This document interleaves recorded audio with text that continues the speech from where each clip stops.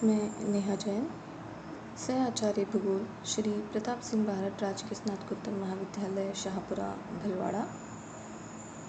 आज का विषय है ज्वालामुखी और उसके प्रकार। ज्वालामुखी एक ऐसी प्राकृतिक आपदा है जिसका कोई विकल्प मनुष्य के पास नहीं है। ज्वालामुखी से सबसे अधिक प्रभावित क्षेत्र प्रशांत सागर तटीय क्षेत्र है, जिसे रिंग ऑफ फायर के नाम से जाना जाता है। ज्वालामुखी और ज्वालामुखी प्रक्रिया।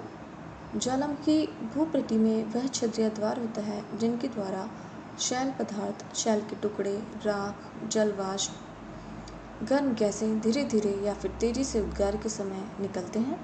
ये पदार्थ पृथ्वी के आंतरिक गर्म भागों में पाए जाते हैं, जहाँ शैल स्तर अपेक्षाकृत कमज़ोर होता है। वास्तव में ज्वालामुखी इस तथ्य के प्रमाण है कि पृथ्वी के आंतरिक भाग अत्यधिक गर्म और दबाव में है।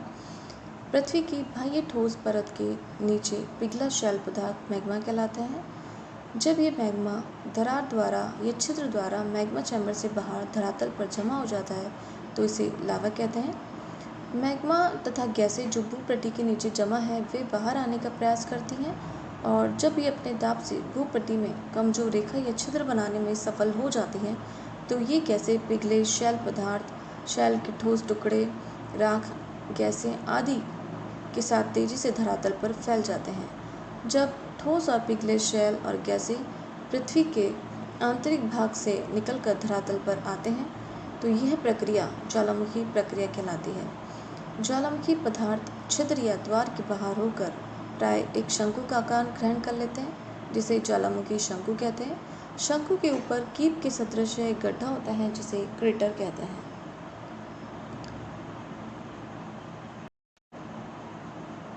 पृथ्वी के गर्भ में मैग्मा, गर्म लावा, वाष्प एवं गैसें जब धरातल को तोड़कर बाहर आती हैं तो उसे ज्वालामुखी उद्गार कहते हैं। ज्वालामुखी विस्फोट के समय कई प्रकार के टुकड़े मैग्मा के साथ बाहर निकलते हैं, जैसे पायरोक्लास्ट।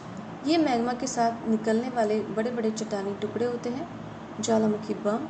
जब ज्वालामुखी विस्फोट के समय पिघला लावा ऊंचाई तक फेंका जाता है और नीचे आने में समय लेता है तो इस कारण ये जमकर गोल, अंडाकार या नाशपाती नुमाकार ग्रहण कर लेता है। इसे ज्वालामुखी बम कहते हैं। लैपिली। जब ज्वालामुखी बम का आकार मटर के दाने के समान होता है तो इसे लैपिली कहते हैं। स्कोरिया। लैपिली से भी छोटे टुकड़े स्कोरिया कहलाते हैं। प्यूमिस। ये लावा की झाग से बने हल्के और छिद्रदार शिलाखंड होते हैं। टफ। ज्वालामुखी धूल, राख, लैपिली आदि की जमने से बनी चट्टान टफ कहलाती है। ब्रेसिया। स्कोरिया के संगठित नुकीले चट्टानी टुकड़े ब्रेसिया कहलाते हैं। ज्वालामुखी के प्रकार। ज्वालामुखी उद्गार की बारंबारता के आधार पर इन्हें 3 भागों में बांटा गया है। सक्रिय, जिनसे कि लगातार उद्गार होता रहता है। विश्व में ऐसे 500 से अधिक ज्वालामुखी हैं। प्रमुख ज्वालामुखी भूमध्य सागर में स्ट्रोम्बोली, इंडोनेशिया में क्राकाटुआ, फिलीपींस में म्योर, हवाई द्वीप समूह में मोनोलोआ इसके उदाहरण हैं। प्रसुप्त ज्वालामुखी, जिनसे कभी कभी उद्गार होता है। इटली का वेसुवियस और दक्षिण अमेरिका का कोटोपैक्सी। निष्क्रिय ज्वालामुखी अर्थात वे ज्वालामुखी जो मृत प्राय हैं, जैसे म्यांमार का माउंट पुपा, तंजानिया का किलिमंजारो।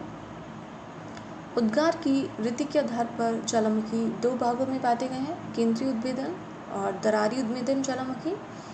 केंद्रीय उद्भेदन ज्वालामुखी में उद्भेदन एक छिद्र या द्वार से होता है। इस प्रकार की ज्वालामुखी विभिन्न प्रकार की गुंबदाकार और शंक्वाकार पहाड़ियों का निर्माण करते हैं। इन पहाड़ियों का आकार ज्वालामुखी से निकलने वाले पदार्थों की प्रकृति पर निर्भर करता है। संसार के अधिकांश ज्वालामुखी इसी प्रकार के हैं। इस प्रकार की ज्वालामुखी उद्भेदन की एक अन्य विशेषता यह है कि पिघले हुए शैल और गैस अचानक छिद्र से निकलने के कारण उद्गार जो है वो अत्यधिक विस्फोटक होता है। वेसुवियस और फ्यूजियामा इसके प्रमुख ज्वालामुखी हैं। दरारी उद्भेदन ज्वालामुखी। कभी कभी भूकंप या भ्रंशन से भूपृष्ठ पर गहरी और लंबी दरारें पड़ जाती हैं और मैग्मा इन दरारों से धीरे धीरे बाहर की ओर निकलने लगता है, इसीलिए इसे दरारी उद्भेदन कहते हैं। इस प्रकार की ज्वालामुखी उद्गार से लावा की मोटी परतें जमा हो जाती हैं, जिससे कि लावा पठार और लावा शील्ड का निर्माण होता है। भारत में दक्कन का पठार इसी प्रकार का एक उदाहरण है। लावा की तरलता के आधार पर ज्वालामुखी 2 भागों में विभक्त है। क्षारीय लावा ज्वालामुखी, अम्लीय लावा ज्वालामुखी। क्षारीय लावा ज्वालामुखी में सिलिका की मात्रा अपेक्षाकृत कम होती है और खनिजों का अनुपात अधिक होता है। इनका पिघलन बिंदु नीचा होता है। क्षारीय लावा जो होता है वो अत्यधिक तरल होता है। इस प्रकार की ज्वालामुखी उद्गार में लावा दूर दूर तक शीघ्र और तेजी से फैल जाता है। इससे लावा की पतली परतें विस्तृत क्षेत्र में जमा हो जाती हैं और इन उद्गारों से शिल्ड और लावा गुंबद का निर्माण होता है। प्रशांत महासागर में हवाई द्वीप समूह में स्थित शिल्ड ज्वालामुखी इसी प्रकार का एक ज्वालामुखी है। अम्लीय लावा ज्वालामुखी। क्षारीय लावा के विपरीत अम्लीय लावा में सिलिका की मात्रा अधिक होती है। इसका पिघलन बिंदु अपेक्षाकृत ऊंचा होता है, अत्यधिक गाढ़ा होता है और शीघ्र ही जम जाता है। इसी कारण से अम्लीय लावा ज्वालामुखी सामान्यतः ऊंची भू आकृतियों का निर्माण करते हैं। इन भू आकृतियों की ढाल तीव्र होते हैं।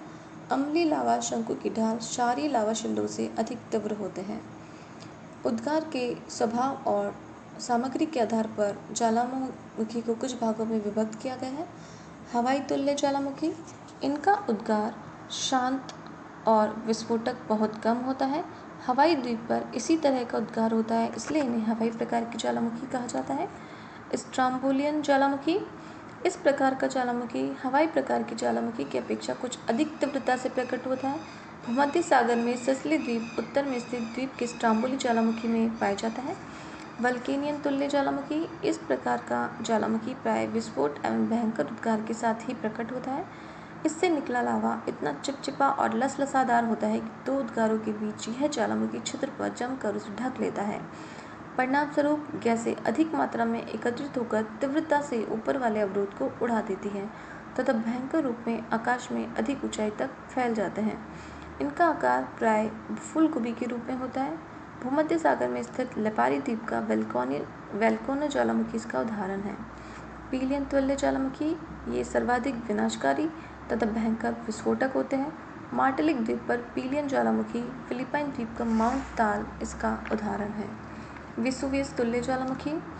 विसुवियस प्रकार की ज्वालामुखी वल्केनियन तरह के ही होते हैं। गैसों की तीव्रता के कारण लावा पदार्थ आकाश में अत्यधिक ऊंचाई तक पहुंच जाता है। विसुवियस ज्वालामुखी इसका उदाहरण है।